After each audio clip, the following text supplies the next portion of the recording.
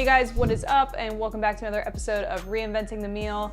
Today we are making Korean fried chicken, and I am so stoked for this because I've been craving some really solid fried chicken lately, so I was like, I'm gonna do it my damn self. For this Korean fried chicken, you are obviously going to need your chicken. I bought the tenderloin strips. You're gonna need some eggs.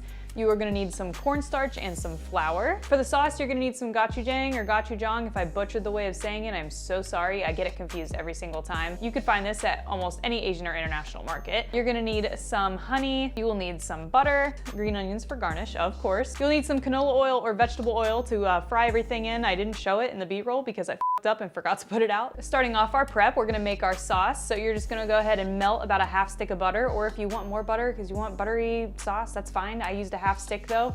You're gonna throw that into a bowl. I added about 4 generous spoonfuls of the gochujang, and then another solid probably 4 tablespoons of honey, but really this is all to taste. If you find that it's too spicy, you can add more honey. If you find that it's too sweet, add more gochujang. If you want it to be like richer, you can add more of your melted butter. Anyways, you're gonna mix that all together. You're going to set it aside because we're gonna use that when we toss up our fried chicken. And then speaking of chicken, you are going to take your tenderloin strips, and I cut them into thirds. Not quite bite-sized pieces, a little bit bigger than that, but again, it's all preference. I just wanted them to be a little heftier than tiny little nuggets. I wanted them to be a little more formidable. Once you have those cut up, you're gonna go ahead and set those aside, and you're gonna grab a bowl and you're gonna crack about like 3 to 4 eggs into this bowl, and you're gonna whisk them up.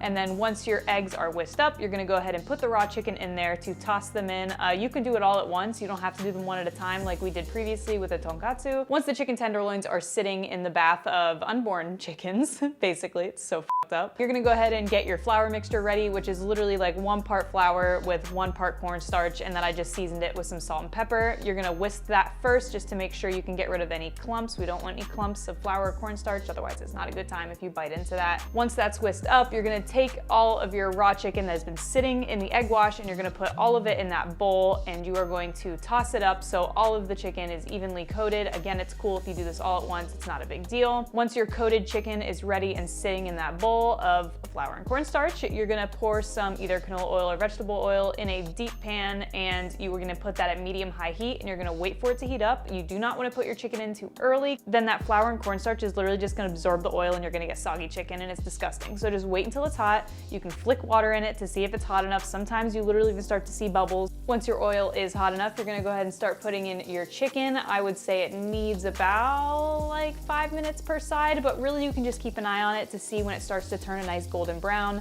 And you can flip it over for any spots on the top that may be missed if your oil was not deep enough, and that's totally okay.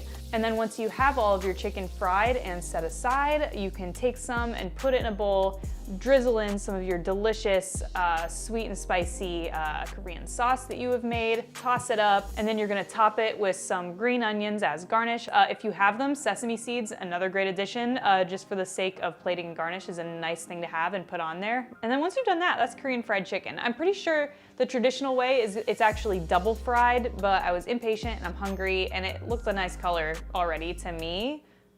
But if you want to double fry it, be my guest.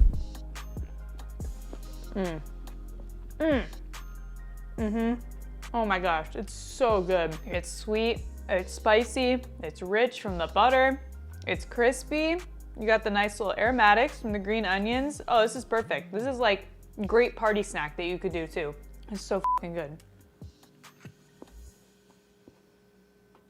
I mean, it's fried chicken though, at the end of the day. Like, how bad is it gonna be? Anyway guys, thank you so much for watching, and I will see you in the next one.